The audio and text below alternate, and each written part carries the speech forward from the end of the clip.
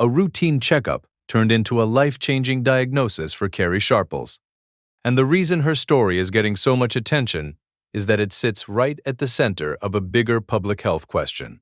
What has actually been confirmed about long-term contraceptive injections and meningioma risk? On March 22, 2006, Sharples was back in headlines after publicly sharing that doctors found 4 meningiomas and told her the tumors could be linked to the birth control shots she had used for 21 years.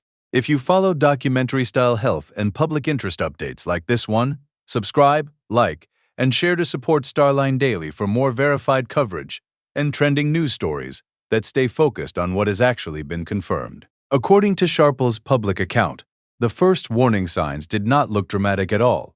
She said she first dealt with pain in her left ear, then later noticed a pulsing sensation in her right ear, but did not realize how serious it might be. During a general GP checkup in August 2025, she mentioned the symptom, and that led to scans and blood work. She said the tests revealed 4 benign brain tumors, also known as meningiomas, with the largest reportedly behind her right eye and measuring about 1.4 inches. Sharples said that moment completely changed how she looked at the injection she had relied on for years. In her public comments, she said she had stayed on them largely to avoid monthly periods, and that if she had known there was even a small possible link to meningiomas, she would have made a different choice.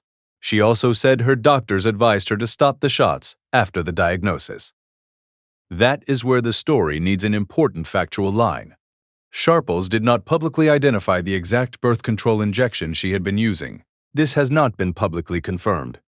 So while her personal account centers on birth control shots, the public record does not verify a specific brand or product in her case. What is separately confirmed is that regulators in Europe and the United Kingdom and labeling in the United States now warn about meningioma risk with certain high-dose medroxyprogesterone acetate products, including injectable forms used for contraception. Meningiomas themselves are often described as benign and slow-growing, but that does not mean they are harmless.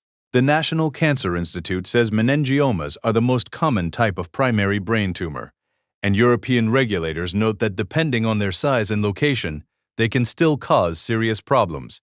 Official safety communications list possible symptoms, including changes in vision, hearing loss or ringing in the ears, headaches that worsen over time, memory loss, seizures, and weakness. The reason this case is resonating now is that the medical and regulatory backdrop changed recently. A 2024 national case control study from France, summarized on PubMed and cited by European regulators, found an excess risk of intracranial meningioma associated with injectable medroxyprogesterone.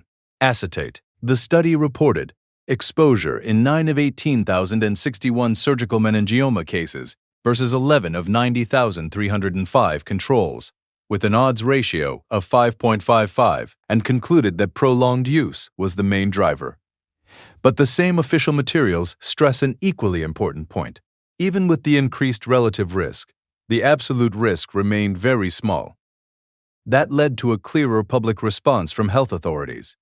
In September 2024, the European Medicines Agency recommended measures to reduce the risk of meningioma with high-dose medroxyprogesterone acetate. In October 2004, a UK direct healthcare communication said treatment must be stopped if meningioma is diagnosed in patients using high-dose medroxyprogesterone acetate for contraception or other non-oncological uses. And in the United States, the current FDA-approved Depo-Provera CI label says patients should be monitored for signs and symptoms of meningioma, and that the drug should be discontinued if a meningioma is diagnosed. For Sharples, the public update is more personal than regulatory. She said she is now hoping the tumors shrink, or at least do not grow, after stopping the hormones. What remains unclear publicly is the exact product she used and what her longer-term treatment plan will be beyond stopping the injections. For now, the clearest verified takeaway is that her diagnosis has put a human face on a risk that regulators now openly acknowledge for certain high-dose products, while also stressing that the absolute risk is small and the product in her own case has not been publicly identified. Thank you for watching, and thank you for supporting Starline Daily.